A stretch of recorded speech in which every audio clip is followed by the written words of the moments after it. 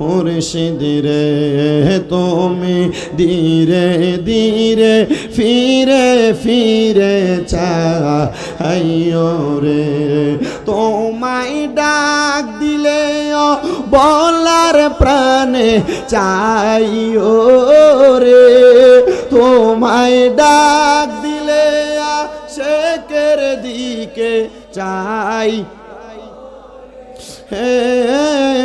ও প্রাণের মুর্শিদ রে তুমি ধীরে ধীরে ফিরে ফিরে চাইও রে লাল বলো নীল বলো কত রঙের শাড়ি শেষ বিদায়ে পরাই দিব সাদা মার্কিন শাড়ি আল্লাহর কসম করে বলি রে হারাম করেরা সুদ করেরা তোমরা যারা সুদের টাকা খায়া খায়া তোমরার ফেটটারে বড় বানাইছো আল্লাহর নবী কই উম্মত আমি নবী যখন মেরাজের মধ্যে গেলাম আমি যাওয়ার পরে আমি জাহান্নামের দিকে তাকিয়ে দেখলাম এক প্রকার জাহান্নামী দেখা যায় যাদের পেটটা কাল বুয়ুতিন ঘরের মতো দেখা যায় ইয়া রাসূলুল্লাহ তারা কারা আমার নবী কয় তারা আর কেউ না তারা হইল দুনিয়ার হারাম করেরা যারা সুদের টাকা খায়া খায়া গোশের টাকা খায়া খায়া পরের হক মাইরা খায়া খায়া তাদের পেটটা বড় বানাইছে আমি নবী শুধু তাই দেখলাম না আমি তাকায়া দেখলাম গো বড় বড় সাপেরা ওই ব্যক্তির কলিজার মধ্যে আঘাত করতেছে ও মায়ার নবী গো দয়ার নবী গো তার মানে বোঝা যায় যারা হারাম খায় যারা সুদ খায় যারা ঘুষ খায় যারা পরের হক মাইরা মাইরা খায় আমার আল্লাহ তাআলা তাদেরকে যন্ত্রণাদায়ক শাস্তি দিবে আমার নবী কয় শুধু তাই না শুধু আমার আল্লাহ তাআলা শাস্তি দিবে না এরা দুনিয়াতেও কষ্ট পাবে আখিরাতেও কষ্ট পাবে ও দুনিয়ার মানুষ সম্পদ তো অনেক বানাইলা টাকা পয়সা তো অনেক বানাইলা ধন দৌলতের জন্য পাগল হয়ে গেলা কিন্তু তোমার এই ধন দৌলত তোমার মরার পরে কাজে আসবে না কাজে আসবে দুইটা জিনিস একটা হইল ঈমান আর একটা হইল তোমার নেক আমল এই ঈমান আর আমল যদি ঠিক কইরা কবরে না যাইতে পারো গো ওই কবরে গেলে তুমি বড় ধরা খেয়া যাইবা সম্পদের আশা করতে করতে তুমি দুনিয়ার ইবাদতের কথা ভুললা কোন দিক দিয়া ফজর যায় কোন দিক দিয়া আসর জোহর যায় কোন দিক দিয়া আসর মাগরিব এশা যায় মুসলমান তোমার কোনো খবর থাকে না আরে সম্পদওয়ালারে যদি তুমি খুশি বানাইতে পারো তোমার সম্পদের কোনো অভাব হবে না কিন্তু তুমি সম্পদওয়ালারে নারাজ কইরা কিসের ইবাদত করো আর কিসের দুনিয়ার টাকা ইনকামের আশা করো ওই সম্পদ যেই খোদা দেয় ওই খোদার ইবাদতে তুমি তোমারে মজায়া দাও এই সম্পদ টাকা পয়সা বাড়ি গাড়ি যেই খোদা দেয় ওই খোদারে তুমি একটু খুশি করো দেখবা তোমার সম্পদের অভাব হবে না তোমার মতো কত সম্পদওয়ালা হুমনা চিতপুরের গোরস্থানে শুয়া রইছে 1 বছর হয়ে গেছে মরছে কবরটা খুইলা দেখো কবরে হাড্ডিগুলা বালি হয়ে গেছে তোমার মতো কত সম্পদওয়ালা মরে গেছে মরার পর কবরে তার কোনো অস্তিত্ব নাই এই জন্য তোমার কাছে আবদার জানাই দুনিয়ার সম্পদ অর্জনের পাশাপাশি আমার আল্লাহ তাআলার ইবাদত কইরা আখিরাতের সম্পদ অর্জন করো এই জন্য আশিক বলে আরে চোখেরই পলকে তুমি হতে পারো লাগাসে চিরতরে বন্ধ হবে তোমারই নিঃশ্বাসে হবে এলান তোমারই নাম মসজিদের মাইকে বলেন হবে এলান তোমারই নাম ইকে বাড়িওয়ালা নাই রে বাড়ি নাই রে দুনিয়াতে বাড়িওয়ালা নাই রে বাড়ি তোমার বয়ে থাকতো মানুষ ছিল বাহাদুরি ভাবনি হাওয়ায়ুরা তুমি যে রঙিনী ঘুরি সুতোয় টানে দিলে মালিক সুতোয় টানে দিলে মালিক পারবে না থাকিতে বাড়িওয়ালা নাই রে বাড়ি নাই নাই রে দুনিয়াতে, বাড়িওয়ালা নাই রে বাড়ি, বাড়ি গাড়ি মিল ফ্যাক্টরি টাকারও পাহাড়, বিলাসিতায় কেটেছে জনম কতই অহংকার। বাড়ি গাড়ি মিল ফ্যাক্টরি টাকারও পাহাড়, বিলাসিতায় কেটেছে জনম কতই অহংকার। দামি কাপড় ছেড়ে হবে, দামি কাপড় ছেড়ে হবে সাদা কাফন পরিতে, বাড়িওয়ালা নাই রে বাড়ি ইয়াতে, বাড়িওয়ালা নাই রে বাড়ি, নাই রে দুনিয়াতে। মুসলমান ও নবীর উম্মতের দলেরা, সম্পদের জন্য পাগল হয়েও না, দুনিয়ার বাড়ি গাড়ির জন্য পাগল হয়েও না। যেই মালিক সম্পদ দেয়, যেই মালিক বাড়ি দেয়, যেই মালিক টাকা পয়সা দেয়, ওই মালিকের জন্য পাগল হয়ে যাও। এবার আমার আল্লাহ তাআলা কোরআনুল কারিমে বলতেছে, ইয়া আইয়ুহাল্লাযীনা আমানু, ওহে যারা ঈমানদার, ইত্তাকুল্লাহ, তোমরা আমি আল্লাহকে ভয় করো। ওয়াল তানজুর নাফসুম মা কদ্দামাত লিগাদ, তোমাদের তাকানো উচিত তোমাদের পূর্ববর্তীদের দিকে, তারা তাদের আগে কি প্রেরণ করেছে। আল্লাহ আবার বলেন, ইত্তাকুল্লাহ, তোমরা আমি আল্লাহকে ভয় করো। ইন্নাল্লাহা খবীরুম বিমা তা'মালুন, নিশ্চয় আমি আল্লাহ তাআলা বান্দার অন্তরের খবর সম্পর্কে জানি। ও আল্লাহ, আপনি তো আমাদের অন্তরের খবর জানেন, আপনি তো আমাদের মনের খবর জানেন। আল্লাহ, আপনার কাছে জানতে চাই, আপনি মনের খবর যেহেতু জানেন, আপনি কেন আমাদের মনের আশা পূরণ করেন না? আমি জানি না আজকে পর্দার অন্তরালের কত মা বোনেরা তারার মনে কোন আশা নিয়ে জানি বসছে, আমি জানি না কোন মুরব্বী বাবারা কোন আশা নিয়ে বসছে, কিন্তু মুসলমান যত আশা নিয়ে বসেন না কেন, আপনারা বলেন আমার আল্লাহ চাইলে আমাদের প্রত্যেকের মনের আশা পূরণ করতে পারে কি পারে না? সম্পদ যেহেতু জোড়াইতেছেন, একটু আমার আল্লাহর ভয় কইরা জোড়াইয়েন। এই সম্পদের হিসাব আল্লাহর কাছে দেওয়া লাগবে। বাড়ি একটা, বাড়ি দুইটা, বাড়ি তিনটা, জায়গা জমির কোনো অভাব নাই, দোকানের কোনো অভাব নাই, ব্যাংক ব্যালেন্সের কোনো অভাব নাই। প্রত্যেকটা বাড়ি, প্রত্যেকটা জায়গা, প্রত্যেকটা টাকার হিসাব দেওয়া লাগবে। গত পাগল কাবার জন্য, কাবা পাগল মাবুদের, মাবুদ পাগল দয়াল নবীজির, নবীজি পাগল উম্মতের। আল্লাহুম্মা সাল্লি, একটু হলরুম হয়ে রয়েছে, এটারও বন্ধ করেন একটু, তো হলরুম। মাওলানা মুহাম্মদ ওয়া আলা আলি।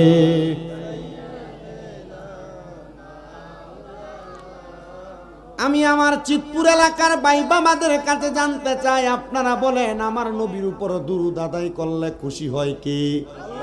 আসতে বলছেন, জবানটা খুলে কন্যা পড়লে খুশি হয় কি? কই রে আমার বাবারাম, আল্লাহ দে আমার নবীর উপর দুরূদ পড়লে খুশি হয়। আল্লাহরে তো কোনোদিন জিগাইলা না, আল্লাহ আপনি যে আমাদেরকে বললেন আমরাও আপনার নবীর উপর দুরূদ পড়ার জন্য, মাবুদ আল্লাহ আপনি আমাদেরকে কোরআনে বললেন আকিমুস সালাত, নামাজ কায়েম করার জন্য, কিন্তু আপনি আল্লাহ তাআলা কোনোদিন নামাজ পড়েন নাই। কারণ নামাজ হইল আপনার ইবাদত, বান্দা ইবাদত করে আপনি আল্লাহর জন্য। আল্লাহ আপনি আমাদেরকে বললেন ওয়া আতুজ যাকাত, যাকাত আদায় করার জন্য। আল্লাহ আপনি কিন্তু যাকাত দেন না, কিন্তু আমরা যাকাত দেই। আল্লাহ আপনি আমাদেরকে বললেন রোজা রাখার জন্য। আল্লাহ আপনি নিজে রোজা রাখেন না, কিন্তু বান্দাদেরকে রোজা রাখতে বললেন। আল্লাহ যেহেতু আপনি নামাজ পড়েন না, রোজা রাখেন না, যাকাতও দেন না, কিন্তু আমাদেরকে আপনি নামাজ, রোজা, হজ, যাকাতের কথা বললেন। আমার আল্লাহর কাছে যদি প্রশ্ন করি, আল্লাহ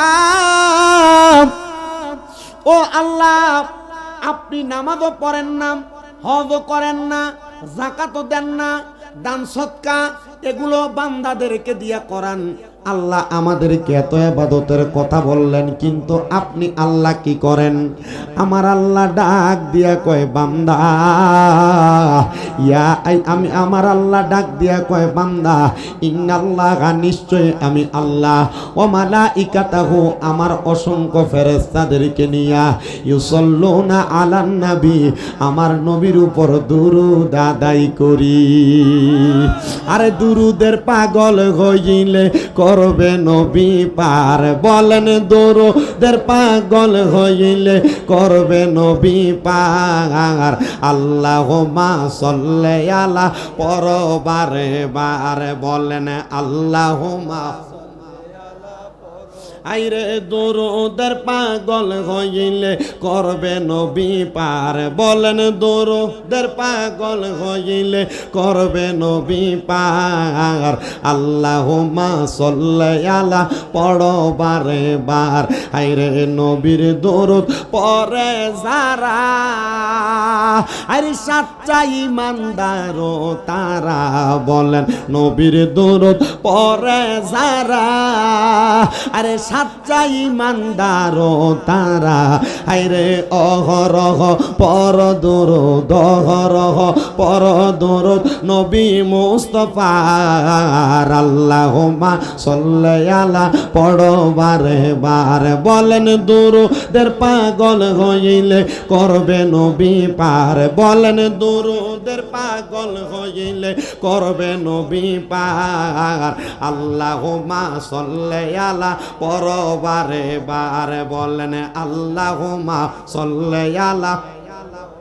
নবীর দুরূদ পড়লে আসে কাঙ্গন, আমার স্বয়ং আল্লাহ খুশি যে গণ। নবীর দুরূদ পড়লে উম্মতিগণ, আমার স্বয়ং আল্লাহ খুশি যে গণ। হায়রে তাই তো সবাই দুরূদ পড়ো, তাই তো সবাই দুরূদ পড়ো নবী মুস্তাফার। আল্লাহুম্মা সাল্লি আলা পড়ো বারে বারে, বলেন আল্লাহুম্মা সাল্লি আলা। আমার ভাইয়েরা, বাবারা, বন্ধুরা, আমার আল্লাহ কয় আমি নামাজও পড়ি না, রোজা রাখি না, আমার বান্দাদেরকে বললাম বান্দা আমার অসংখ্য ফেরেশতাদেরকে নিয়া আমি আল্লাহ আমার মদিনার কামলিওয়ালা নবীর উপর দুরূদ আদায় করি। মাবুদ আপনি তো নবীর উপর দুরূদ আদায় করেন, আপনি বলেন না আমরা বান্দারা কি করব?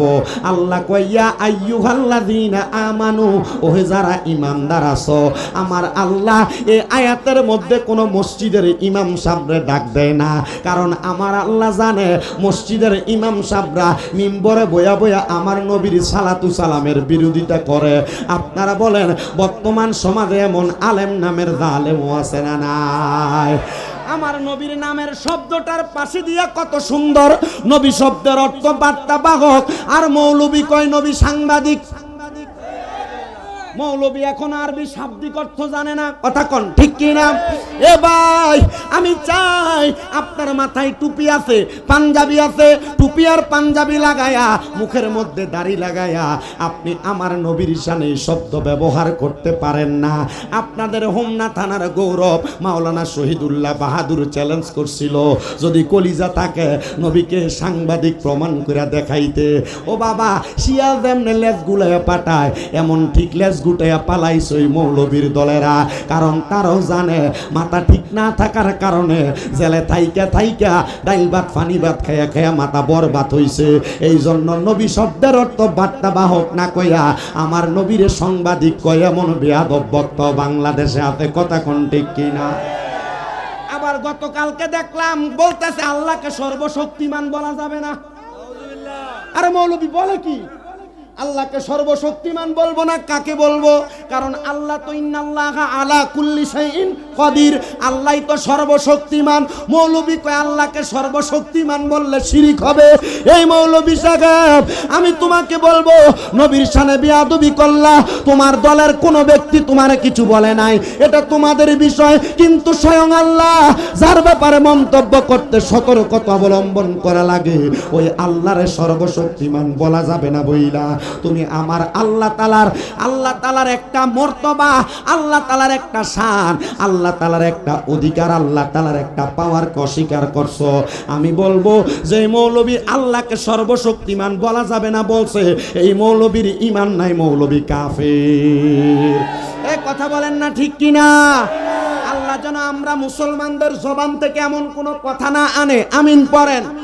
আরে আমি স্বামীর মাঝে মাঝে বিভিন্ন রকমের কথা বলার কারণে সোশ্যাল মিডিয়ার মাধ্যমে আমার বদনাম হয়ে যায়।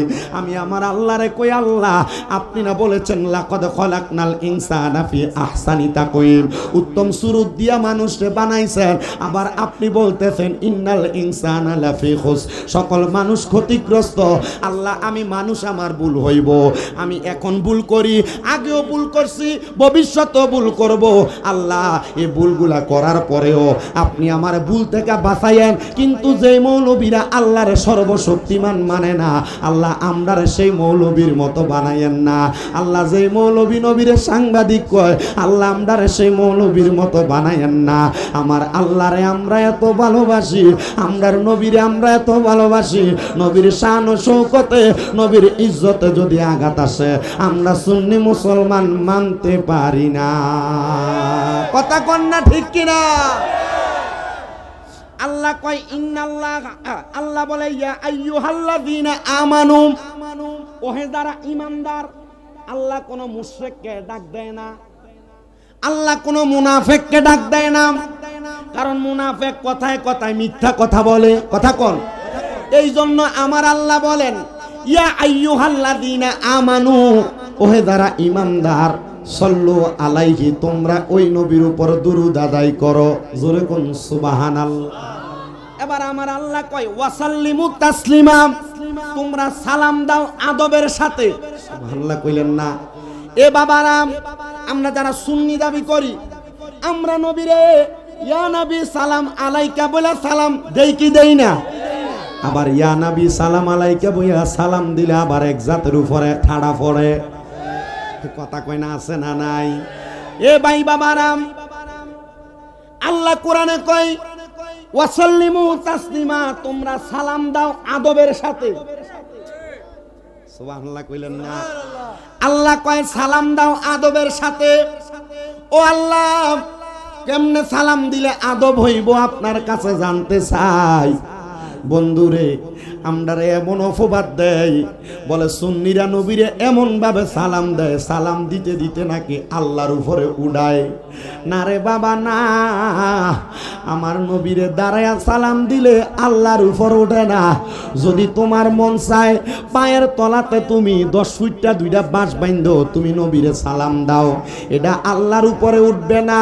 আমার আল্লাহ কয় বন্ধু নবী আমার, আমি আল্লাহ তাআলা ওয়ারাফানা আলাকা যিকরাকে অন্তর্ভুক্ত কইরা আপনি নবীর সম্মান, আপনি নবীর ইজ্জত বাড়াইয়া দিছি, দুনিয়ার কোনো মানুষ কমাইতে পারবে না। আমরা সুন্নিরা নবীরে দাঁড়ায়া দাঁড়ায়া সালাম দেই তাজিমের সাথে। আমার আল্লাহ তাআলা এই জন্য আমাদেরকে নবীর প্রেমিক হিসেবে কবুল করবে। আমরার বিশ্বাস নবীরে দাঁড়ায়া সালাতু সালাম দেওয়ার কারণে, ইয়া নবী সালাম আলাইকা বলার কারণে, আমরার যখন বিসমিল্লাহি ওয়া আলা মিল্লাতে রাসূলিল্লাহ বইলা কবরে শোয়াইব, আমার দয়াল নবী আমরার কোলে নিয়া নিব। জবান খুলে জোরে জোরে কোন সুবহানাল্লাহ। আরে ওই কবরে নূরের নবী আইব রে, বলেন ওই কবরে আইব রে, ও প্রাণের মুর্শিদ রে, তুমি ধীরে ধীরে ফিরে ফিরে চাইও রে, তোমায় ডাক দিলে বলার প্রাণে চাইও রে, তোমায় ডাক দিলে শেখের দিকে চাই। ও প্রাণের মুর্শিদ রে, তুমি ধীরে ধীরে ফিরে ফিরে চাইও রে। লাল বলো নীল বলো কত রঙের শাড়ি, শেষ বিদায়ে পরাই দিব সাদা মার্কিন শাড়ি। হাইরে যাইবার বেলা মায়ার নবী আইও রে, বলেন যাইবার বেলা মায়ার নবী আইও রে। ও প্রাণের মুর্শিদ রে, তুমি ধীরে ধীরে ফিরে চাইও রে। হাইরে আমরার বিয়ার যাত্রী আমরা চারজনারে দেখি, আন্দার ঘরে নামাই দিয়া দিব আমায় ফাঁকি। হাইরে ওই কবরে নূরের নবী আই বরে, বলেন ওই কবরে নূরের নবী আই। ও প্রাণের মুর্শিদ রে, তুমি ধীরে ধীরে ফিরে ফিরে চাইও রে। হায়রে আম পাতায় জাম পাতায় কত পানি ঝরে, শেষ বিদায়ের গোসল দিব বরুই পাতার জলে। হাইরে আতর গোলাপ সুরমা চন্দন ছিটাই দিব রে, কন্যায় আতর গোলাপ চিটাই দিব রে। ও প্রাণের মুর্শিদ রে, তুমি ধীরে ধীরে ফিরে ফিরে চাইও রে। আপনারা বলেন যে আল্লাহ ওই নবীর দাঁড়ায়া সালাম দেওয়ার কথা বললেন, আমরা সবাই ওই নবীর দাঁড়ায়া সালাম দেওয়ার দরকার আছে না নাই? বাবাজিরা, বন্ধুরা আমার, আমার নবীর উপর দুরূদ সালাম পড়লে কত সওয়াব। আমার দয়াল নবী রাহমাতুল লিল আলামিন নবী বলে, উম্মত দুনিয়ার জমিনে যেই ব্যক্তি আমি নবীর প্রতি যত বেশি দুরূদ আদায় করবে, জান্নাতের ভিতরে ওই উম্মত আমি নবীর তত কাছাকাছি থাকবে। আমার এই হোমনা সিদ্ধপুর এলাকার পর্দার অন্তরালের মা বোনেরা গো, এরে আমার মা বোনেরা, মাইকের আওয়াজ যদি তোমাদের কানে যায়, আমি বলবো তোমাদের হাতে পায়ে ধইরা গো মা, যদি নবীর দিদার পাইতে চাও বেশি বেশি করে নবীর দুরূদ পড়ো। আমার হোমনা সিদ্ধপুর এবং আশেপাশে এলাকার ভাই বাবারা, আপনারা যারা এই জান্নাতের বাগানে আসছেন, আপনারা যদি ওই নবীর দিদার মরণের আগে একবার পাইতে চান, কবরে যাওয়ার পর নবীর দিদার চান, আপনারা ওই নবীর উপর বেশি বেশি দুরূদ আদায় করবেন। আমার নবী কয়, উম্মত রে, দুনিয়ার জমিনের মধ্যে আমি নবীর কোন উম্মত যদি আমি নবীর উপর প্রাণ ভরা দুরূদ আদায় করে, একবার যদি মুহাব্বতে দুরূদ আদায় করে, আমার আল্লাহ ওই উম্মতে মুহাম্মদীর নামের উপরে জান্নাতের মধ্যে একটা গাছ লাগাইয়া দেয়। নবী গো, জান্নাতের ভিতরে গাছ লাগাইলে উম্মতের কি লাভ? আমার নবী কয়, ওই গাছের ভিতরে যতগুলা পাতা থাকবে, পাতার পরিমাণ সওয়াব ওই উম্মতের নেকের পাল্লার মধ্যে তুলে দেওয়া হবে। আমার নবী শুধু এই কথা বইলা ক্ষান্ত হয় নাই। আমার নবী কই, উম্মত দুনিয়ার জমিনের মধ্যে বৈশা আমি নবীর কোন উম্মত যদি আমি নবীর প্রতি দুরূদ আদায় করে, আল্লাহ তাআলার অসংখ্য ফেরেশতারা আমি নবীর উপরে দুরূদ পড়া দুরূদরারে আমি নবীর রওজা মুবারকে পৌঁছায়। কিন্তু মুসলমান ইমানদার এই হাদিসটা শোনার পরে আমার অনেক ভাইয়েরা বলে, নবীর উপরে দুরূদ আদায় করলে ফেরেশতা নবীর দরবারে দুরূদ পৌঁছায়, তাইলে নবী নবী কেমনে সুন্নিরার মাহফিলে আসে, নবী কেমনে হাজির হয়, তারার কাছে বলবা এটা সব উম্মতের বেলায়। কিন্তু আমার নবী আরেকটা হাদিসে মুবারক কয়, আমার নবী ডাক দিয়া কয় উম্মত, আমি নবীর কোন উম্মত যদি মুহাব্বত নিয়ে আমি নবীর উপর দুরূদ আদায় করে, ওই উম্মত কোন জায়গায় বসে আমি নবীর প্রতি দুরূদ পড়ে, আমি নবী সেই জায়গা চিনি। শুধু চিনি না রে, যেই ব্যক্তি আমি নবীর উপর দুরূদ পড়ে, আমি নবী ওই ব্যক্তির নাম জানি, তার পরিচয় জানি। আমি নবী স্বয়ং নিজ কান মুবারকে ওই ব্যক্তির দুরূদের আওয়াজ শুনতে পায়। আর জবান খুলে জোরে জোরে কন্যা সুবহানাল্লাহ। বাজানো এ হোমনা এলাকার, চিতপুর এলাকার, আশেপাশে এলাকার ভাই বাবারা, বন্ধুরা, যদি নবীর প্রতি দুরূদ আদায় করলে নবীর দিদার পাওয়া যায়, নবীর সুপারিশ পাওয়া যায়। আপনারা বলেন আমরা সবাই ওই নবীর উপর দুরূদ আদায় করতে রাজি আছি না নাই? কারা কারা রাজি আছি ডান হাত তুলে আমার আল্লাহরে দেখায়। আল্লাহ যেন কবুল করে, ধরে কোনা আমি সবাই মোহাব্বতে দুরূদ পড়েন আল্লাহ ও মা। নবীর সনে প্রেমের ডোরি বান্দনা। আব্বা, আগের দিনের বড় বড় হুজুররা এই দুরূদগুলা বিনে বিনে গাইতো, আর আমার কাছে ভালো লাগতো। আমি এখনো পর্যন্ত বিনে বিনে গুলা গাই, আমার কাছে মায়া লাগে। একটু মোহাব্বতে জবান খুলা পইরান। আমার নানা জান ইন্তেকাল করছে, মরার আগে কইছে তুই তো নবীজির উপর দুরূদ পড়স, মিলাদ পড়স, যদি মাঝে মাঝে কখনো সুযোগ পাস আমার কবরটার সামনে বইয়া বইয়া একটু পড়িস। আমি এখনো মাঝে মাঝে সুযোগ পাইলে আমার নানার কবরের কাছে যাই, মোটর সাইকেলটা সাইডে রাখা দুরূদ পড়ি একটু মোহাব্বতে। আরে নবীর সনে প্রেমের ডোরি মন রে বান্দ না, শয়নে সপনে দেখবা মদিনায়। আল্লাহুম্মা সাল্লি মুহাম্মাদ ওয়া আলা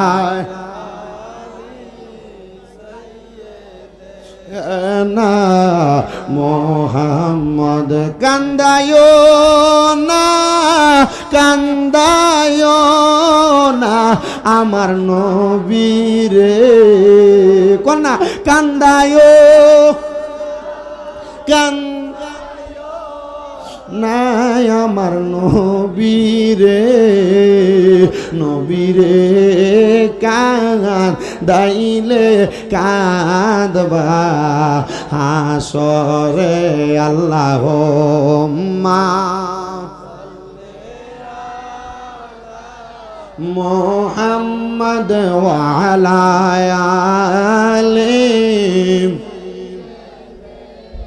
না মুহাম্মদ। লা ইলাহা লা যিকর লা ইলাহা ও লা ইলাহা ও লা লা ইলাহা ইল্লাল্লাহ লা ইলাহা লা পড়েন আমরা বড় ভাগ্যবান, আমরার নবী আল্লাহর মেহমান। আল্লাহ দয়া করে করলেন দান, আল্লাহ দয়া করলেন দান, আমরার নবী ঈমানের ঈমান। লা ইলাহা ইল্লাল্লাহ ও লা ইলাহা বলেন নামাজ রোজা সেই রোহনা কেহ মা বাবার খেদমত চাই রোহনা। আমার নবীর দরুদ ভুইল না, বলেন নবীর, আমার নবীও তোমায় ভুলবে না। লা ইলাহা ইল্লাল্লাহ লা ইলাহা হায়রে অনেক দূরে মদিনা, আমরা কেমনে যাব জানি না, আমরার মুর্শিদ জানে ঠিকানা, বলেন মুর্শিদ আমরা কেমনে হব রওয়ানা, লা ইলাহা ইল্লাল্লাহ। দিগার আজকে চিতপুর দারুস সুন্নাহ ইয়াহিয়া হাফিজিয়া মাদ্রাসার হাফেজ ছাত্রদের পাগড়ি প্রদান উপলক্ষে চিতপুর দক্ষিণপাড়া যুব সমাজের উদ্যোগের এই ৮তম ইসলামী সুন্নি মহাসম্মেলনের সম্মানিত শ্রোতামণ্ডলী, ওলামায়ে কেরাম, দাড়িপাকা মুরব্বী বাবা, যুবক নওজোয়ান ভাই, পর্দানশিনী মা বোনেরা, রাস্তাঘাটে দোকানপাটে ঘোরাফেরা কর্নেওয়ালা ভাই বাবারা, সবার প্রতি আমার আন্তরিক শুভেচ্ছা মোবারকবাদ। আপনারা বলেন আজকে জান্নাতের বাগানে আসতে পেরে বসতে পেরে আমরা খুশি না বেজার? তাহিরি হুজুর আসার আগ পর্যন্ত আমি যদি আপনাদের কাছে অল্প কিছুক্ষণ সময় বয়ান করি, আপনাদের কি কষ্ট হবে? আপনারা শুনলে খুশি হবেন। হুজুর আরো ১-১.৫ ঘন্টা আগেই হোমনাতে ঢুকে গেছে। হুজুর হোমনাতে আসেন, আপনাদের কাছে নির্দিষ্ট সময় উপস্থিত হবে। বাবা, আমি ওয়াজ করি একটু তেচ্ছা, আমার ওয়াজটা একটু ফাতাইল্লা হয়, সোজাসুজি ওয়াজ নাই। আমি ওয়াজ করার পরে আগামীকালকে হোমনা তিতাস এলাকার এবং বিভিন্ন দোকানপাটে, চিতপুর এলাকার বিভিন্ন দোকানপাটে বৈশা শামীম রাজার বিরোধিতা করব একদল। তারা যদি বেজার হয়, আমি যদি কোরআন সুন্নাহ দিয়ে ওয়াজ করি, আপনাদের কি কোনো অসুবিধা আছে? কারণ আমার ওয়াজের ভিতরে বেশিরভাগ রাগ করে এলাকার সুদখোরেরা। আপনারা কম তো সুদখোরের ওয়াজ করলে কি আপনারা বেজার হইবেন? আপনাদের এলাকায় সুদখোর আছে? আমার ওয়াজটা বেশিরভাগ একটু সুদখোর আর ঘুষখোরের উপরে পড়ে। কারণটা কি? কারণ বর্তমান সমাজে এমন একটা অবস্থা হয়েছে, সমাজের মানুষে সুদখুরটিরে ধরে নিয়ে মসজিদের সভাপতি বানায়। বর্তমান সমাজের সুদখোর আর ঘুষখুরটিরে ধরে নিয়ে মসজিদের সেক্রেটারি বানায়। এলাকার সর্দারি আর মাতাব্বরির দায়িত্ব সুদখুরটিরে দেয়। কথা কন না মেম্বার? কথা কন ঠিক না বে ঠিক? আবার চা দোকানে বৈশা বৈশা লম্বা কথা যারা কয়, দেখবেন বেশিরভাগ সুদখোর ঘুষখোর চান্দাবাজ। আল্লাহর কসম করে বলি, এই সুদখোর ঘুষখোর চান্দাবাজরা সমাজের মধ্যে উচ্চ কণ্ঠে কথা বলতে পারে, কিন্তু আল্লাহ তাআলার এই জমিনে জায়গা হবে না। আল্লাহ কবুল করেন, জোরে পড়েন আমিন। এবার বলেন, প্রত্যেক এলাকায় এলাকায় এমন সুদখোর আছে না নাই? ঘুষখোর আছে না নাই? সমাজে লম্বা লম্বা বাতেল আচার এমন হারামখোর সুদখোর আছে না নাই? আল্লাহর কসম করে বলি রে হারামখোরেরা, সুদখোরেরা, তোমরা যারা সুদের টাকা খায়া খায়া তোমরার ফেটটারে বড় বানাইছো। আল্লাহর নবী কই, উম্মত, আমি নবী যখন মেরাজের মধ্যে গেলাম, আমি যাওয়ার পরে আমি জাহান্নামের দিকে তাকিয়ে দেখলাম, এক প্রকার জাহান্নামী দেখা যায় যাদের পেটটা কাল বুয়ুতিন ঘরের মতো দেখা যায়। ইয়া রাসূলুল্লাহ, তারা কারা? আমার নবী কয়, তারা আর কেউ না, তারা হইল দুনিয়ার হারামখোরেরা, যারা সুদের টাকা খায়া খায়া, ঘুষের টাকা খায়া খায়া, পরের হক মাইরা খায়া খায়া তাদের পেটটা বড় বানাইছে। আমি নবী শুধু তাই দেখলাম না, আমি তাকায়া দেখলাম গো, বড় বড় সাপেরা ওই ব্যক্তির কলিজার মধ্যে আঘাত করতেছে। ও মায়ার নবী গো, দয়ার নবী গো, তার মানে বোঝা যায় যারা হারাম খায়, যারা সুদ খায়, যারা ঘুষ খায়, যারা পরের হক মাইরা মাইরা খায়, আমার আল্লাহ তাআলা তাদেরকে যন্ত্রণাদায়ক শাস্তি দিবে। আমার নবী কয়, শুধু তাই না, শুধু আমার আল্লাহ তাআলা শাস্তি দিবে না, এরা দুনিয়াতেও কষ্ট পাবে, আখিরাতেও কষ্ট পাবে। ও দুনিয়ার মানুষ, সম্পদ তো অনেক বানাইলা, টাকা পয়সা তো অনেক বানাইলা, ধন দৌলতের জন্য পাগল হয়ে গেলা, কিন্তু তোমার এই ধন দৌলত তোমার মরার পরে কাজে আসবে না।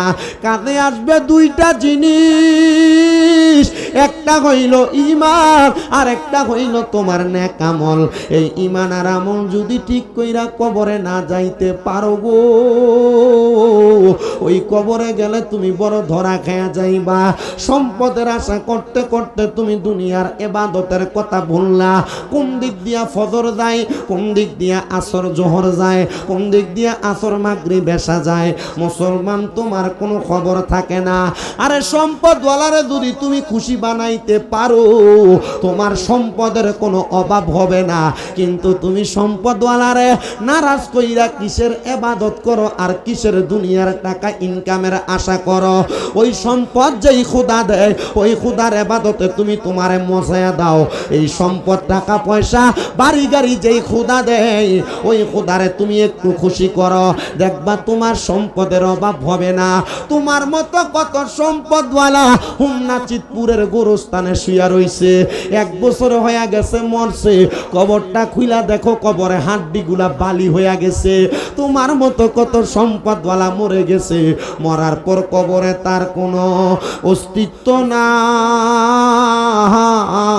এই জন্য তোমার কাছে আবদার জানাই, দুনিয়ার সম্পদ অর্জনের পাশাপাশি আমার আল্লাহ তাআলার ইবাদত কইরা আখিরাতের সম্পদ অর্জন করো। এই জন্য আশেক বলে, আরে চোখেরই পলকে তুমি হতে পারো লাশে, চিরতরে বন্ধ হবে তোমারই নিঃশ্বাস, হবে এলান তোমারই নাম মসজিদের মাইকে, বলেন হবে এলান তোমারই নাম।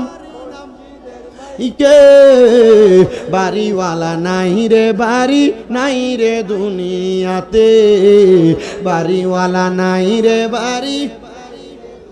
তোমার বয়ে থাকতো মানুষ ছিল বাহাদুরি, ভাবনি হাওয়ায়ুরা তুমি যে রঙিনী ঘুরি।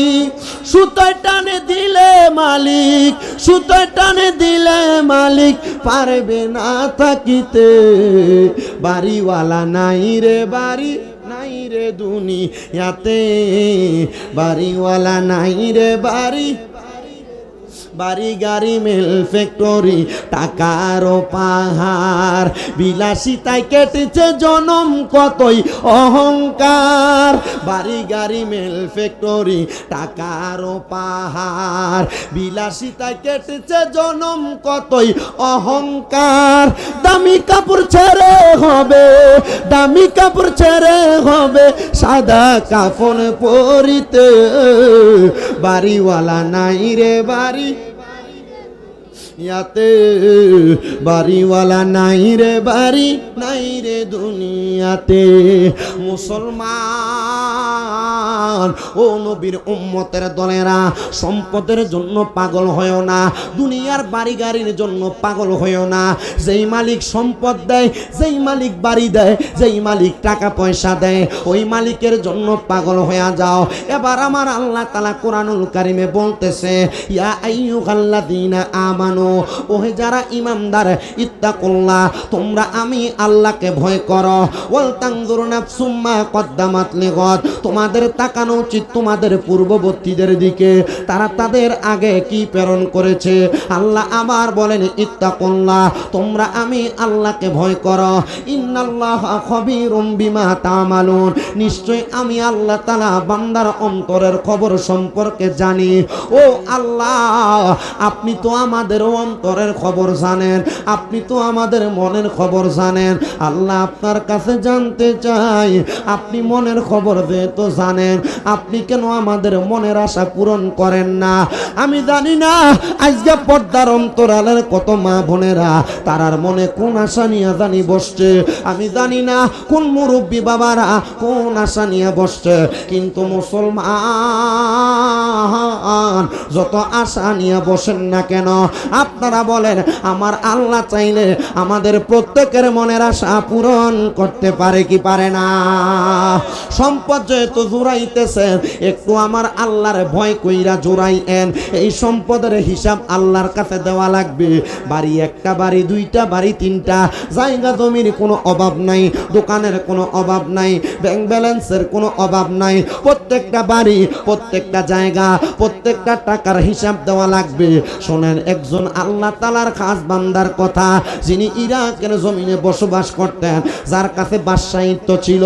ওই বাদশা ডাক দিয়া বলে, আমার মতো প্রজা ছিল, তারা আমার কাছে আইসা বারবার সম্পদ কামনা করত, আর বলতো, ও বাদশা গো, আপনি আমাদেরকে সম্পদের ব্যবস্থা করে দেন, আমাদের বেতনটা একটু বাড়ায়া দেন, যেন আমরা এই সম্পদ দিয়া বেশি বেশি ভালো খাইতে পারি, বেশি বেশি পড়তে পারি, সুন্দর বাড়ি বানাইতে পারি। বাদশা বলে, আমার প্রজার দলেরা, তাইলে তোমরা সম্পদ বেশি চাও? বলে, হ্যাঁ, আমরা সম্পদ চাই। এ আমার প্রজার দলেরা, সম্পদ যদি তোমরা বেশি চাও, তাইলে দুনিয়ার জমিনের মধ্যে থাকা অবস্থায় তোমরা আল্লাহ তাআলার ইবাদত করো।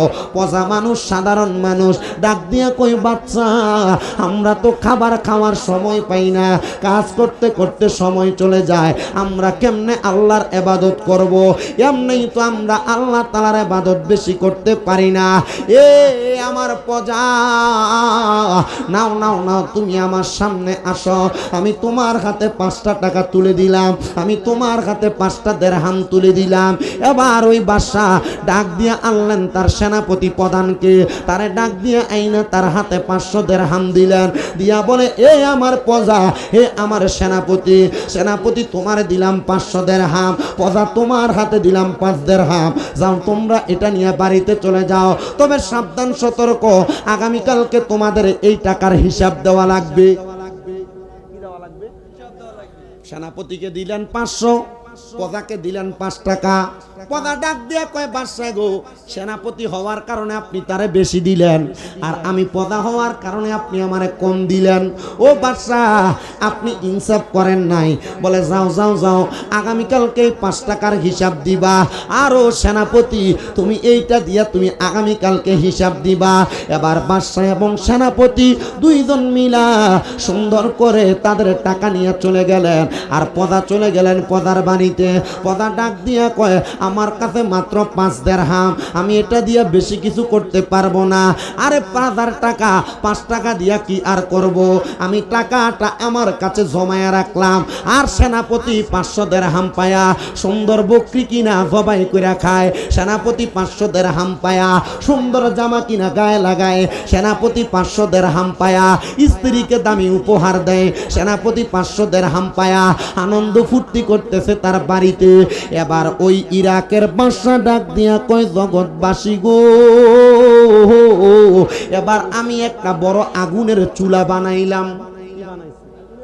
কথা কন্যা, কি বানাইছি? বড় একটা লাকড়ির চুলা বানাইলাম, আর লাকড়ির ওই চুলাটার উপরে আমি বড় একটা লোহার পাতিলা লাগাইয়া দিলাম। যেই লোহার পাত্রা আগুন জ্বলতে জ্বলতে গরম হয়ে গেছে, আর ইরাকের সব মানুষ আমি বাদশার ডাকে আসছে, এমন ভাবে হাজার হাজার মানুষ ইরাকের রাজধানীতে হাজির হয়ে গেছে। সবাই দাঁড়ায়া ডাক দিয়ে বলতেছে, বাদশা, আপনি কেন আমাদেরকে ডাক দিলেন? বলে, অন্য কোনো কারণে ডাক দেই নাই, একটাই মাত্র কারণ, একটাই মাত্র কারণ, আমি গতকালকে আমার একজন প্রজাকে 5 দিরহাম দিছি, আমার সেনাপতিরে আমি দিলাম 500 দিরহাম। সেনাপতিরে দেওয়ার কারণ হইল, সেনাপতি আমার রাজ দরবারের মাল, বাইতুল মাল থেকে সে চুরি করে করে মাল নিয়ে যায়।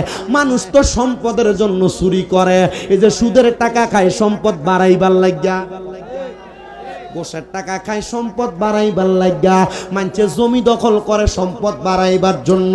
ও মুসলমান, ওই বাচ্চা ডাক দিয়ে বলে, আমার সেনাপতির স্বভাব ছিল, সে আমার অনস্বীকার্যে চোখ ফাঁকি দিয়া আমার বাইতুল মাল থেকে মাল চুরি করে, আর আমার প্রজা মাল চুরি করে না, শুধু সম্পদ কামনা করে। আমি আমার সেনাপতিরে 500 দিরহাম দিছি, যদিও জানি সে চোর। আপনারা দেখবেন এলাকার সুদখোরেরা সুদের টাকা দিয়া বিল্ডিং বানায়, বাড়ি বানাইছে, সুন্দর সুন্দর জায়গা জমি বালা বালা খায়, আর রিক্সার দেইবে ড্রাইভার এবারে শাক পাতার আলুর ভর্তা ডাল দিয়া ভাত খায়। খুদার কসম করে বলি, সুদখোরের মুরকা রানের চাইতে রিক্সার ড্রাইভার আর কৃষকের ঘরের আলুর ভর্তার ডাল দেই বড় উত্তম হালাল খাবার। আর আপনারা,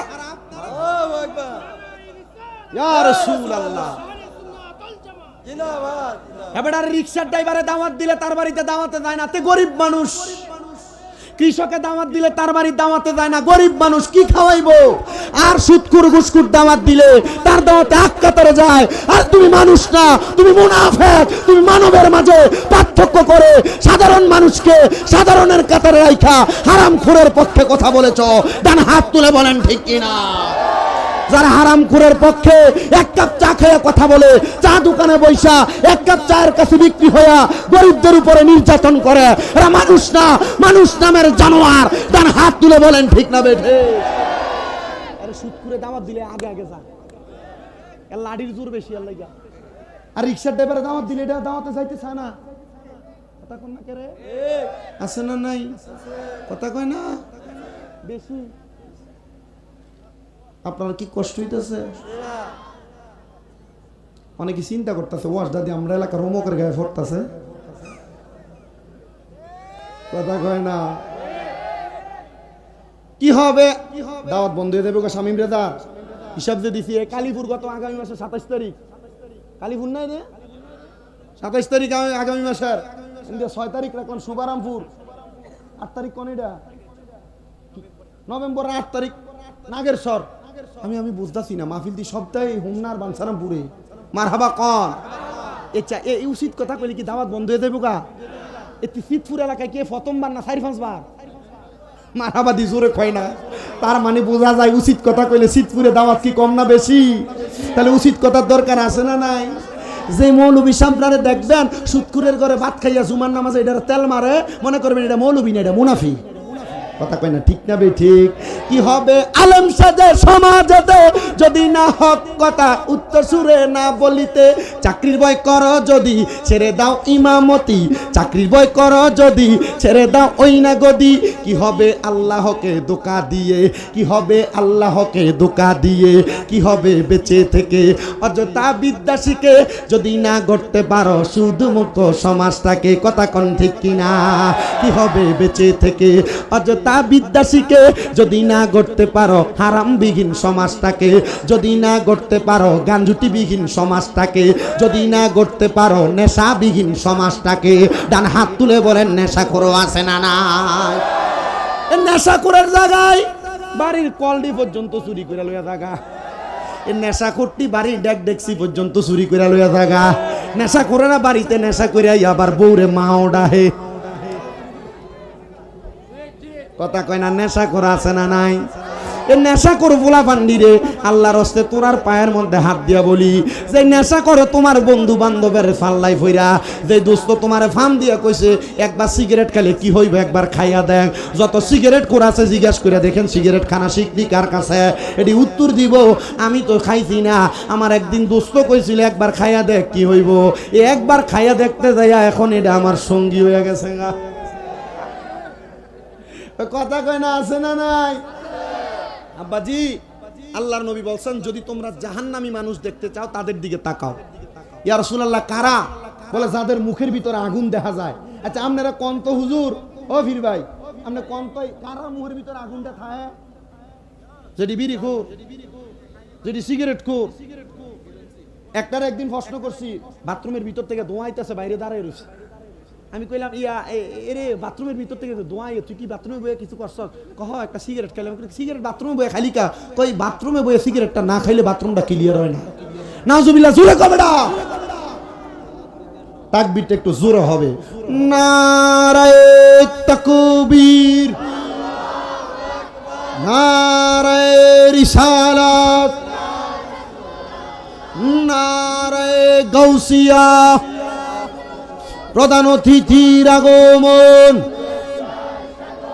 সভাপতি সাহেবের আগমন, জনাব মোহাম্মদ আবু নাসের ওয়াহেদ সম্পদ সাহেবের আগমন, ডাক্তার মোহাম্মদ শহীদুল্লাহ সাহেবের আগমন, অতিথিবৃন্দের আগমন।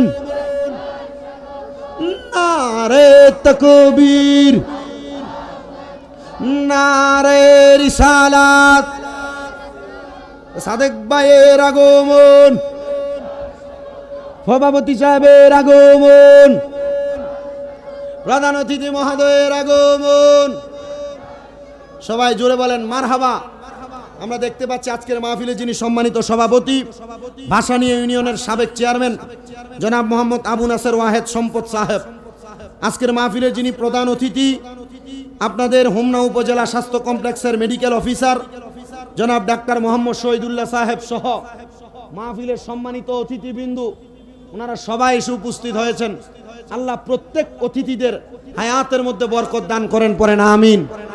আপনারা আস্তে আমিন কইছেন, অতিথিরার হায়াতে বরকত দিলে কি আপনারা কইমে যাবো গা?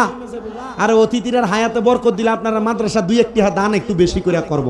আমিন কন। আল্লাহ তাআলা আমাদের প্রত্যেকটা অতিথির হায়াতে বরকত দিক, আমিন আর জোরে কন। আমরা যেই কথাটা বলতেছিলাম, এবার আপনারা কোন তো নেশাখোর এলাকায় এলাকায় আছে না নাই? সুদখোর এলাকায় এলাকায় আছে না নাই? ঘুষখোর এলাকায় এলাকায় আছে না নাই? এই সমাজের মধ্যে যে সুদখোর ঘুষখোর নেশাখোর গুলা, এগুলা সমাজের মানুষ হইতে পারে না, এগুলা কীটপতঙ্গের চাইতে খারাপ। কথা কন ঠিক না বেঠে? এই নেশাখোর গুলার জন্য বাড়ির কলডি বালা মতো বেরিয়েতে রাখতে পারে না, ডেকডেক্সি রোদি দিতে পারে না। এই নেশাখোর গুলার কারণে সমাজের মধ্যে বিশৃঙ্খলা সৃষ্টি হচ্ছে, সমাজের মানুষ বাজে পথে চলে যাচ্ছে। আমরা আল্লাহর কাছে দোয়া করি, আল্লাহ যেন এই নেশাখোর হারামখোরগুলা থেকে আমাদেরকে হেফাজত করে, কোন আমিন। গভীর মনোযোগ দেন আমার বাবারাম। বাচ্চা সুন্দর একটা চুল্লি বানায়া ওই চুল্লির উপরে একটা সুন্দর করে লোহার বাটে লাগাইয়া দিলেন, লোহার একটা কড়াই লাগাইয়া দিলেন, আর বলেন, হে আমার প্রজারা তোমরা সবাই দেখে রাখো, গতকালকে যাকে আমি যত টাকা দিয়েছি এই গরম চুলার উপরে দাঁড়ায় দাঁড়ায় সে তার টাকার হিসাব দেওয়া লাগবে।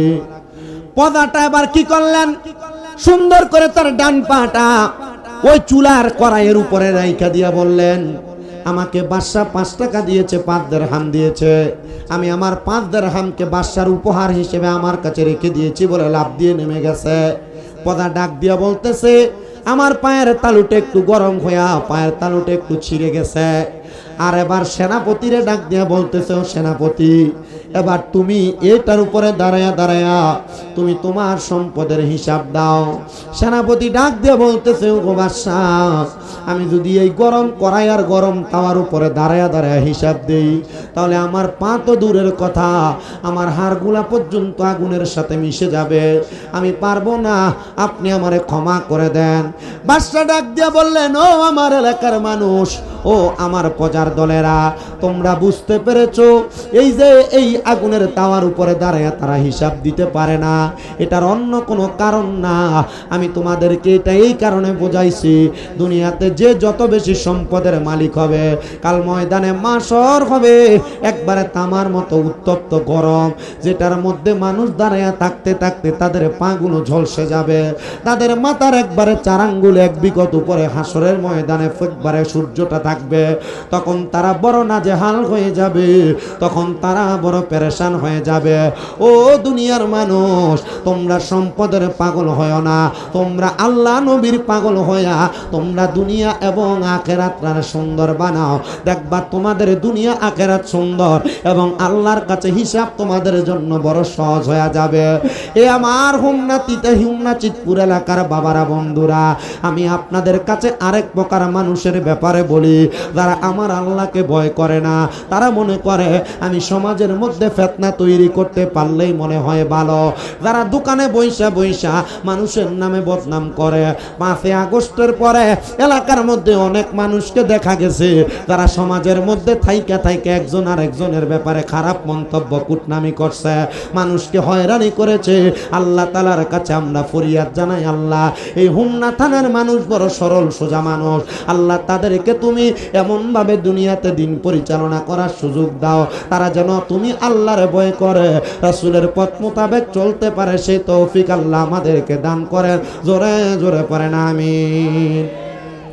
সমাজে যারা বাজে কাজ করে, মানুষের ক্ষতি করে, এক শ্রেণীর মানুষ দেখবেন যারা দোকানে বইসা বইসা মানুষের ক্ষতি কিভাবে করা যায় চিন্তা করে, কি নাই এমন যারা মানুষের কিভাবে ক্ষতি করা লাগবে এমন চিন্তা করে। এ মুসলমান, বনি ইসরাইলের এমন 3 জন লোক ছিল যারা মানুষের ক্ষতি করার জন্য পাগল পারা ছিল। মানুষকে এমন ভাবে ক্ষতি করত যে ক্ষতি সাধনে পইরা বনি ইসরাইলের মানুষগুলা বড় অবাক হয়ে যাইতো, কারা আমাদেরকে এত ক্ষতি করে। কিন্তু এমন লোক তাদের ক্ষতি করে যে ক্ষতিগুলা তাদের কাছের লোক, আপন লোক। কিন্তু ওই তিন ব্যক্তি বলেন, আমরা পরবর্তী সময় মানুষের ক্ষতি করার যখন চেষ্টা করতে লাগলাম, আমরা তাকে দেখলাম মানুষ আমাদের ক্ষতির কারণগুলা যাই না ফেলে, তখন তারা আমরা ক্ষতি করার আগে সতর্ক হয়ে যায়, সাবধান হয়ে যায়। আপনারা কি আমার কথা বুঝতেছেন? বনি ইসরাইলের তিন ব্যক্তি মানুষের ক্ষতি করত, কিন্তু সর্বশেষ তারা যখন ক্ষতি করার জন্য যাইতো, মানুষ আগে থেকে সাবধান হয়ে যাইত। তারা চিন্তা করলো, তারা জানতে পারে কিভাবে আমরা যে তাদের ক্ষতি করব। এই কথা চিন্তা কইরা তারা বলল, চলো আমরা ক্ষতি করার যে প্ল্যানটা করি, রুটম্যাপটা করি, আমরা এটা এই এলাকা থেকে অন্য এলাকায় যায়া সেখানে ফন্দি কইরা তারপরে এই এলাকার মানুষকে ক্ষতি করব। আচ্ছা বলেন, মানুষের ক্ষতি করা এটা কি ভালো কাজ? জোরে বলেন না তো। সাবেক চেয়ারম্যান সাহেব কোনটা? আপনি না? এই যে চেয়ারম্যান সাহেব চেয়ারম্যান হয় মানুষের লাভের জন্য না লসের জন্য? কিন্তু এই লাভ করাইতে যাইয়া এক পক্ষের ক্ষতি হয়, হয় না? এক পক্ষের ক্ষতি হয়, বিচারে একজন ঠগে একজন জিতে। কারণ ঠগুইনার ভোটটা কি চেয়ারম্যানরা দেয় আপনি মনে করেন? আমি জীবনও বিশ্বাস করি না। এ চিন্তা করে এর দোষ, চেয়ারম্যান যদি তার হক কইয়া যদি তারা জিতিয়ে দিত, চেয়ারম্যানের ভোটটা দিত, কথা কয় না? কিন্তু না, চেয়ারম্যান যদি উচিত বিচার না করে, আল্লাহর নবী বলে কাল হাসরের ময়দানে 7 প্রকার ব্যক্তি আমার ছায়া তলে থাকবে, লাওয়ায়ে হামদের পতাকার নিচে থাকবে। এর মধ্যে 1 নাম্বার ইমামুল আদল, যারা ন্যায় বিচার করে। চেয়ারম্যান যদি ন্যায় বিচার না করে, আল্লাহর ওই পতাকার নিচে থাকতে পারবো? তো চেয়ারম্যান সাহেবরা এই ন্যায় বিচারটা কইরা দেয়, কিন্তু আমরা সমাজের মানুষ এই ন্যায় বিচারটারে পছন্দ করে না। যেটা তলে দিয়ে 100 টাকা আর 1000 টাকা খাইয়া বিচার ঘুরিয়ে দেয়, এটার পক্ষে কথা বলে। এরা মুনাফিক, এরা বেঈমান। কথা বলেন না, ঠিক না বেঠে? চা খাইয়া বিচার ঘুরানো যাবে? সাবধান, সতর্ক। বনি ইসরাইলের তিন ব্যক্তি কি করলেন? পাহাড়ের গুহার মধ্যে ডুইকা তারা আবার মানুষের ক্ষতি করার জন্য প্ল্যান করতে লাগলেন, বুদ্ধি করতে লাগলেন। আর আমার আল্লাহ কয়, আমি আল্লাহ তাআলার কুদরতের খেলা কেউ বোঝে না। আল্লাহ কয়, এ তিন বান্দা, তোমরা যেহেতু মানুষের ক্ষতি করার জন্য চেষ্টা করলা, আল্লাহ তাআলা কুদরতি ভাবে ওই পাহাড়ের গুহার মুখের ভিতরে 3টা পাথর আইনা ফালাইয়া দিছে। আরে তিনজন খারাপ মানুষ চিন্তা করে, যেহেতু পাথর আইনা ফালাইয়া দিছে, আমরা মনে হয় এখান থেকে বের হতে পারবো না। 1 দিন 2 দিন করে অনেক দিন পর্যন্ত গুহার মধ্যে আটকে আছে, কিন্তু গুহা থেকে বের হতে পারতেছে না। এবার ওই 3 ব্যক্তি ডাক দিয়ে বলে, আল্লাহ যদি আমাদেরকে না বাঁচায়, এই গুহা থেকে আমাদেরকে আর কেউ বাঁচাইতে পারবে না। আসুনিরে কোনো মানুষ, চলো আমরা আল্লাহ তাআলার কাছে আমাদের কোনো ভালো কাজের উসিলা দিয়া দোয়া করি। এবার একজন ডাক দিয়ে বলে, আমার কোনো ভালো কাজ নাই, আমার একটা ভালো কাজ আছে। বলে, কোন ভালো কাজ আছে বলো না? বলে, আমার বাড়িতে একজন ব্যক্তি সারাদিন 1 মাস পর্যন্ত চাকরি পোকা ধরে, কেরি পোকা। এবার বাদশা ডাক দিয়া কই, ও আমার এলাকার মানুষ, আমি যখন দেখলাম চালগুলার মধ্যে পোকা ধরে গেছে, আমি আবার চালগুলা বাজারে বিক্রি করে অনেকগুলা ছাগল কিনলাম। ছাগল কিনা লালন পালন করতে করতে গরু কিনলাম। আমি গরুগুলা লালন পালন করার জন্য খামার বানায়া আমি সুন্দর করে আমার গরুগুলা লালন পালন করলাম। এমন এক সময় ওই কাজের লোক আইসা বলে, হুজুর আমার চালগুলা আমারে ফেরত দেন। আমি তখন তার জবাব দিয়েছি, হে আমার সেনাপতি, হে আমার কাজের লোক, এই যে গরুর খামার দেখতে পাও, এই খামারের গরু সহ এগুলা তুমি নিয়ে যাও। এ বাদশাহ, এ আমার মালিক, আমি তো আপনাকে এতগুলা গরু আর খামার দেই নাই। বলে, তোমার চালগুলা যখন নষ্ট হইতে লাগছিল, আমানত নষ্ট হয়ে গেলে আল্লাহর কাছে জবাব দেওয়া লাগবে, এই জন্য আমি তোমার চালগুলা বিক্রি করে, বকরি ক্রয় কইরা, গরু ক্রয় কইরা লালন পালন করে তোমার সম্পদকে আরো বাড়াইয়া দিছি, এটা তোমার আমানত, তুমি নিয়ে যাও। আল্লাহর কাছে দোয়া করে, আল্লাহ আমার এমন কোনো নেক আমল নাই, শুধু এই আমানতের কারণে তুমি আমি বান্দারে মাফ করে দাও। আল্লাহ তাআলা তার দোয়া কবুল করছে। ভালো কাজের উসিলায় গুহার মুখ থেকে 3টা পাথর তাইকা একটা পাথর সরাইয়া নিয়ে গেছে। ডাক দিয়া কই, আল্লাহ ও মানিব গো, যেহেতু আপনি এই 3টা পাথর থেকে একটা ভালো কাজের উসিলায় একটা পাথর সরাইছে, ওরে আমার বন্ধুরা আর 2টা ভালো কাজের উসিলা দিয়া দোয়া করো, দেখবা আমার আল্লাহ দোয়াটা কবুল করবে। আমার আল্লাহ তো দয়ার আল্লাহ, আমার আল্লাহ তো মায়ার আল্লাহ। এমন দয়া করছে, এমন মায়া করছে। আরেকজন ডাক দিয়া কয়, আমার জীবনে আর কোনো ভালো কাম নাই, একটা ভালো কাম আছে। আমার একটা চাচাতো বোন ছিল, বড় সুন্দরী, আমার মনটা তার দিকে সব সময় পড়ে থাকতো, আমি কখন জানি তার সঙ্গে মিলামেশা করব। ও পোলাপান, তোমার চোখের সৌন্দর্যের কারণে তোমরা যারা জিনা ব্যভিচার করো, পরনারীর দিকে তাকাও, অন্য মেয়েদের দিকে তাকায় তাকায় সময় নষ্ট করো, মনে রাখবা জিনা করার কারণে তোমার এই লজ্জাস্থানের মধ্যে আমার আল্লাহ তাআলা গরম লোহার রড লাগাইয়া দিবে, তোমার লজ্জাস্থানের মধ্যে পাথর ঝুলন্ত অবস্থায় রাখবে, পচে পচে পড়বে। এই জন্য তোমরা জিনা ব্যভিচার কইরো না, অবৈধ সম্পর্কে লিপ্ত হয় না, আমার আল্লাহ তাআলা তোমারে কোনোদিন মাফ করবে না। এ মুসলমান, বনি ইসরাইলের ওই ব্যক্তি ডাক দিয়া কয়, জগতের মানুষ রে, আমার চাচাতো বোনটার প্রতি আমার বড় আকর্ষণ ছিল, আমার মনটা চাইছে আমি যদি আমার চাচাতো বোনটার একটা রাত্রের জন্য পাইতাম, আমি তার সঙ্গে আদর সোহাগে সময় কাটাইতাম। ও আল্লাহ, আমার একটু সুযোগ করে দেন না। আর আমি ডাক দিয়ে বললাম, আল্লাহ রে, এমন টাইমে দেখলাম আমার ঘরের সামনে আমার চাচাতো বোন আইসা দাঁড়ায় রইছে, আমারে ডাক দিয়ে কয়, ভাই আমার 100 দিরহাম ধার লাগবে, হাওলাত লাগবে, দেন না গো, আমারে আপনি 100 দিরহাম দেন। আমি আমার চাচাতো বোনকে প্রস্তাব করলাম, এ চাচাতো বোন, আমি তোমার 100 দিরহাম দিতে রাজি। বলে কোন শর্তে? বলে যদি তোমার দেহটাকে আমাকে ভোগ করতে দাও। নাউজুবিল্লাহ নাই, যদি তোমার দেহটা 100 দিরহামের কারণে আমার ভোগ করতে দাও। চাচাতো বোন ডাক দিয়ে কই, ভাইজান আপনি যদি চান ভোগ করতে পারবেন, তবে আপনি এখন আমার 100 দিরহাম দিয়ে আমার বিপদটা সারাইয়া দেন। এবার চাচাতো বোনের কথাটা শুই না, ভাইজান 100 দিরহাম দিয়া দিলাম। পরের দিন রাত্রবেলা আমার চাচাতো বোন আমার ঘরে আসছে, আমি তার দইরা আমার খাটের উপরে যখন তার সঙ্গে বৈধ মেলামেশা করার জন্য সম্পর্কে লিপ্ত হব, এমন টাইমে আমি তাকে দেখলাম আমার চাচাতো বোনের চোখ দিয়া পানি পড়তাছে। আমি জিজ্ঞাসা করলাম, বোন তুমি কেন এমন ভাবে কান্না করো? আমার বোনটা আমার ডাক দিয়া কয়, ভাই আমি কান্না করার অন্য কোনো কারণ না, বাইরে তোমার কাছে আল্লাহর দোহাই দিয়া বলি, তুমি আমার ইজ্জতটারে নষ্ট কইরো না, আমার আল্লাহ তাআলারে ভয় করো। আমি ওই দিন আল্লাহরে ভয় কইরা আমার চাচাতো বোনের ইজ্জতটাকে আমি রক্ষা করে তারে ছেড়ে দিয়েছি। ও আল্লাহ, আমার জীবনে আর কোনো ভালো কাম নাই, এই ভালো কামটার উসিলায় তুমি আমারে মাফ করে দাও। আমার আল্লাহ দোয়া কবুল কইরা বনি ইসরাইলের ওই 3 জন বাজে ব্যক্তির গুহার সামনে থাইকা 2 নাম্বার পাথরটারে সরাইয়া নিয়ে গেছে। এবার 2 জন ডাক দিয়া কই, দেখছস নি রে, ভালো কাজের উসিলা দিয়া দোয়া করলে আল্লাহ দোয়া কবুল করে। ও আল্লাহ, আল্লাহ গো। আরেকজন ডাক দিয়া কয়, আমার সম্পদ নাই, আমার টাকা পয়সা নাই, আমি আমার বাড়িতে 2টা ওট লালন পালন করতাম, আমি 2টা ওট লালন পালনের মধ্যে একটা মান্দা ওট আর একটা মেন্ডি ওট, মেয়ে যেই ওটটা, ওই ওটটা থেকে দুধ দহন কইরা আমি আগে আমার আম্মা জানরে দুধরা পান করাইতাম, এরপর আমার ছোট একটা বাচ্চা তারে পান করাইতাম, এরপর আমি আমার স্ত্রী একসাথে দুধ পান করতাম। আমার মারে দুধ পান করানো ছাড়া ওই দুধ আমরা পান করতাম না। একদিন আমার আম্মা জানকে আমি অপেক্ষা করতে বইলা, আমি ওটের মধ্য থেকে 2 লক্ষ কোটি টাকার বাড়ি দিয়া গেছে, জায়গা জমি দিয়া গেছে, কিন্তু তোমার মা বাবা কবরের বাসিন্দা। কইরে সন্তান, মা বাপ যদি বাইচা থাকতো, মা বাপরে যদি তুমি বালা বালা খানা খাওয়াইতা, মা বাপরে যদি ভাত খাওয়াইতা, তোমার কি মাসে মা বাবার পেছনে 2-3 হাজার টাকা খরচ হইতো না? মা তো কবরের বাসিন্দা, বাবা তো কবরের বাসিন্দা, বাবা দামি কোনো জামা কাপড় পরে নাই, তুমি সন্তানরে পরাইছে। ওই মা বাবা যাদের কবরের বাসিন্দা, আল্লাহ গো, এই জান্নাতের বাগানে মা হারা সন্তানগুলা, বাবা হারা সন্তানগুলা বসে গেছে।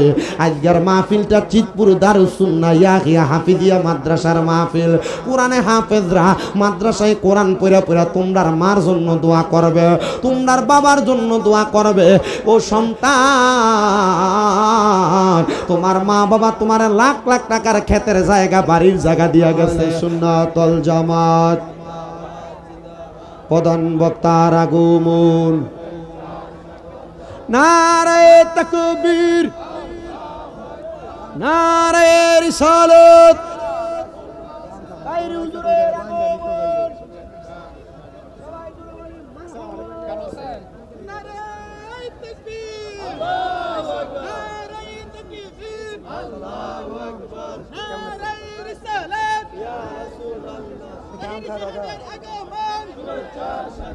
আর সবাই জোরে বলি মারহাবা, আরো জোরে বলি মারহাবা।